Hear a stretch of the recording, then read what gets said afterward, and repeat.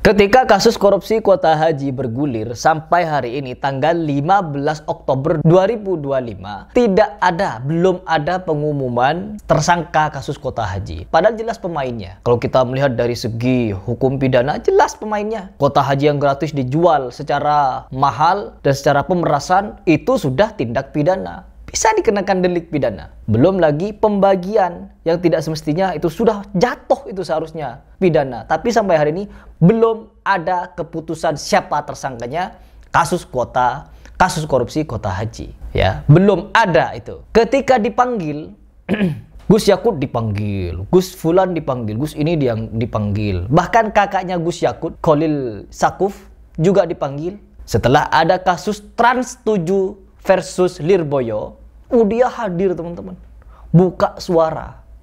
Coba kita dengar seperti apa suaranya, nanti kita komentari. Senama pengurus besar Nahdlatul Ulama, saya menyatakan keberatan dan protes keras terhadap tayangan Trans 7 dalam segmen acara Expose Uncensored yang ditayangkan kemarin hari Senin.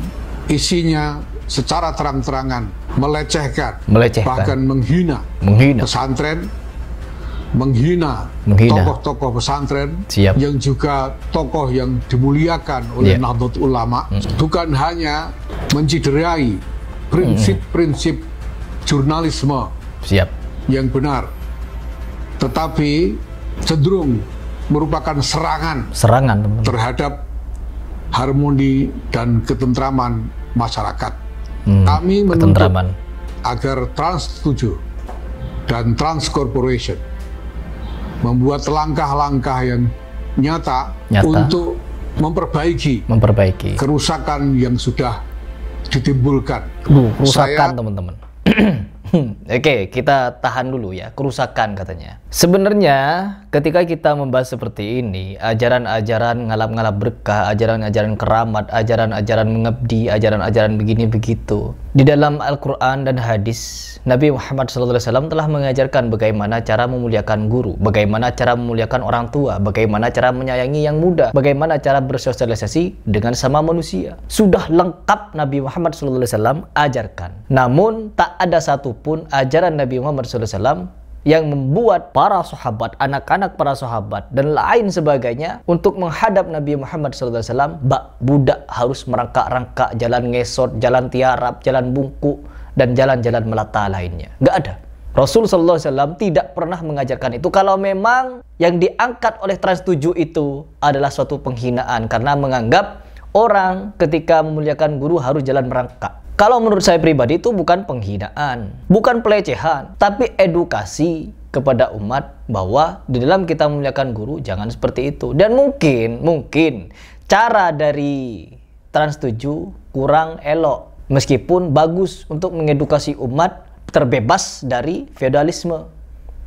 Cuman caranya mungkin, ya caranya, bahasanya, naratornya. Dan saya pun tidak akan membenarkan, bukan cuma Lirboyo, ya, bukan cuma oknum-oknum yang melakukan ajaran-ajaran jalan-jalan merangkak, jalan-jalan membungkuk kepada kiai. Bukan cuma itu, siapapun yang mengajarkan. Kan saya tayangkan, sering saya tayangkan di video saya. Mengaku teman-teman, siapa namanya? Bahar Smith mengaku bacaannya paling fasih, paling benar, paling sampai kepada Nabi Muhammad SAW.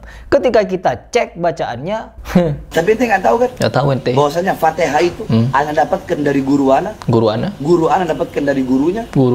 Yang pakai sanad, pakai ijazah, nyambung. Seperti itulah barusan bacaan Fatihahnya Rasulullah SAW. Bismillahirrahmanirrahim. Alhamdulillahirabbil alamin. Arrahmanirrahim. Maliki yaumiddin. Iyyaka na'budu wa iyyaka nasta'in.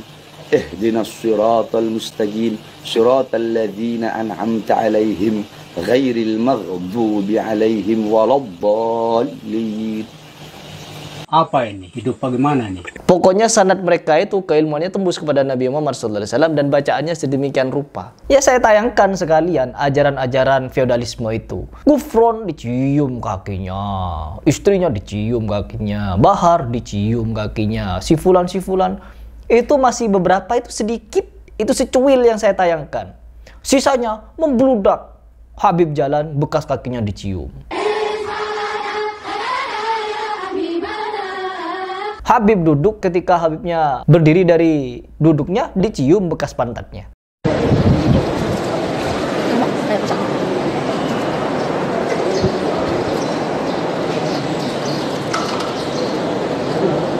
Apalagi sampai ujung-ujungnya ada doktrin Ba'alawi juga yang mungkin aliran Syiah mengajarkan bahwa kencing dan tai leluhur mereka bisa memasukkan siapapun ke dalam surga. Zainul Abidin halaman 440. Kencing dan kotoran, maaf berak, para imam adalah sebab masuk surga. Tidaklah pada kencing dan berak para imam itu terdapat najis, bau dan kekotoran, bahkan keduanya bagaikan misik yang wangi. Bahkan barang siapa yang minum kencing, berak dan darah para imam itu, Allah haramkan baginya neraka dan Allah wajibkan baginya surga. Siapa yang makan tai dan kencing dari imam-imam kami, mereka tidak akan masuk ke dalam neraka, haram neraka baginya, halal wajib surga baginya. Jadi masuk surga bermodal makan tai dan kencing. Ujung-ujungnya ke sana. Asal kalian tahu, Pak Yahya Khalil Saquf, ya, bukan pondok pesantrennya yang dibahas, bukan kiainya yang dibahas, tapi oknumnya dan sistem pengajarannya, sistemnya yang mungkin kurang berkenan. Bebas. Ya, kita semua ini punya kebebasan untuk mengkritisi, untuk mengomentari, untuk menanggapi dan lain sebagainya yang bersifat publik. Lagian kenapa itu di video dan di publik kalau tidak mau dikomentari? Ya, di video, di publik ke media sosial. Ketika dikomentari sakit hati. Kok ya ada tindakan sendiri? Sakit hati ketika dikomentari, padahal diupload sendiri. Siapa yang mengupload kalau bukan bagian dari santri-santrinya atau siapa dia bagian mereka? Perlu dicatat ini. Dan berikutnya teman-teman, ketika Khalil Yahya Saquf ini memberikan tanggapan sedemikian rupa, menganggap bahwa ini adalah pelecehan, apakah di dalam pondok-pondok pesantren yang mengaku dirinya paling aswaja, oknum-oknum gus, oknum kiai, oknum ustadz, oknum habib, dan oknum-oknum pengasuh pondok pesantren lainnya melakukan pelecehan terhadap santri-santrinya, apakah itu dianggap satu yang spesial juga? Santri laki-laki dilecehkan. Dengan cara apa? Disodomi. Yang perempuan sama. Gak sedikit, banyak. Bahkan di Ngawi itu, mantan ketua PBNU katanya melakukan tindakan pelecehan. Berbicara sok-sokan pelecehan Yahya Saquf ini. Di agama kalian banyak yang melecehkan. Anda sendiri datang ke Zionis itu, apa bukan pelecehan terhadap Islam? Dengan bangganya, salam-salaman, cipika-cipiki, foto-foto bareng, makan-makan bareng, cenda gurau bareng, dan lain sebagainya dengan orang-orang Zionis. Apakah itu Anda anggap bukan pelecehan terhadap Islam? Banyak kekonyolan yang dilakukan oleh oknum-oknum yang dituahkan, yang diulamakan, dan dikiaikan, dan diguskan itu.